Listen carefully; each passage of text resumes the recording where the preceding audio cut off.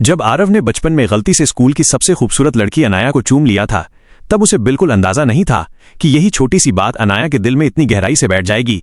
एक दिन क्लास में सब बच्चे जोर जोर से पाठ पढ़ रहे थे, लेकिन आरव चुपचाप बैठा कॉपी में ड्राइंग बना रहा था।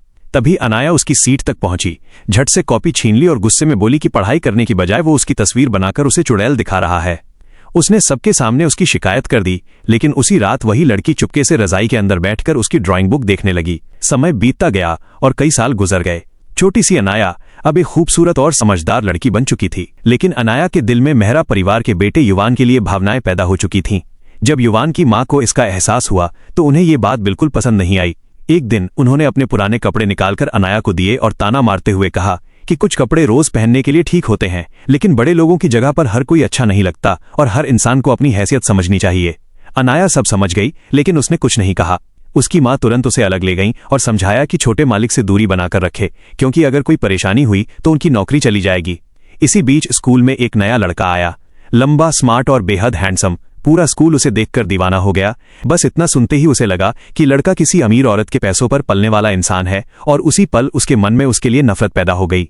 लेकिन सच ये था कि कार में बैठी महिला उसकी मां थी, जो एक बड़ी कंपनी की मालिक थी, और वो लड़का कोई और नहीं। भीड़ में खड़ी अनाया को देखते ही आरव ने उसे पहचान लिया। अगले ही दिन वो जानबूझकर उसकी क्लास में गया और सबके सामने उसके बगल में बैठ गया। अनाया ने उसे गौर से देखा।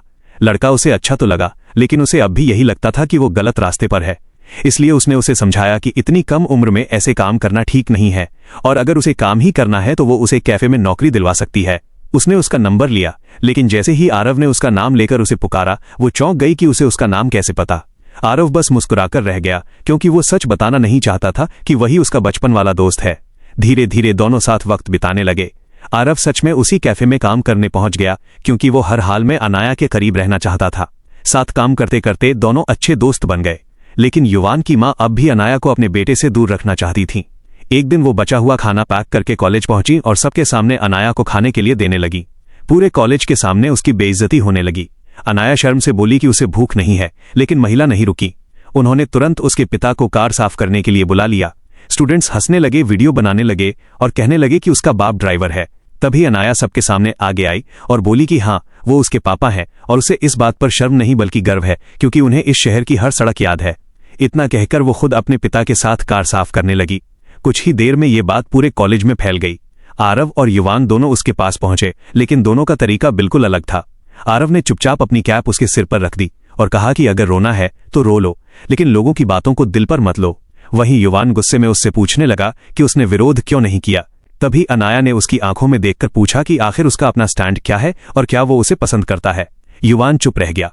उसी पल आरव आगे आया और बोला कि अगर युवान जवाब नहीं दे सकता तो वो देगा, क्योंकि वो अनाया से प्यार करता है। उसने ये भी कहा कि उसे जवाब देने की कोई जल्दी नहीं है। युवान ये सुनकर जल गया। असल में युवान की मां उसकी शादी एक अमीर लड़की से करवाना चाहती थी, क्योंकि उस रिश्ते से उन्हें करोड़ों का बिजनेस मिलने वाला था। साथ ही उन्हें उस बड़े अधिकारी के बेटे से भी रिश्ता मजबूत करना था, लेकिन उन्हें ये नहीं पता था कि वो लड़का आरव ही है। कुछ दिनों बाद उन्होंने जानबूझकर अनाया को एक फैमिली डिनर में बुलाया। अनाया जाना नहीं चाहती थी, लेकिन माता पिता की नौकरी बचाने के लिए उसे जाना पड़ा।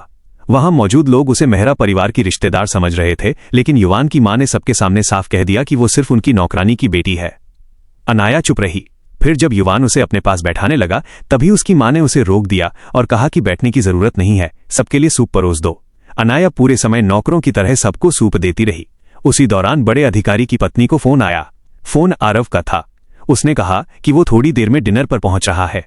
ये सुनते ही युवान की मां घबरा गई। जब अनाया आखिरकार काम खत्म करके बैठने लगी, तब फिर उसे रोक दिया गया और कहा गया कि प्लेटें कम है, इसलिए वो साइड में खड़ी रहे।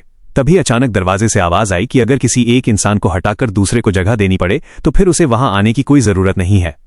पार्ट 2 के लिए अभी लाइक करो, चैनल को फॉलो करना मत भूलना और कमेंट में जरूर लिखो पार्ट 2 चाहिए।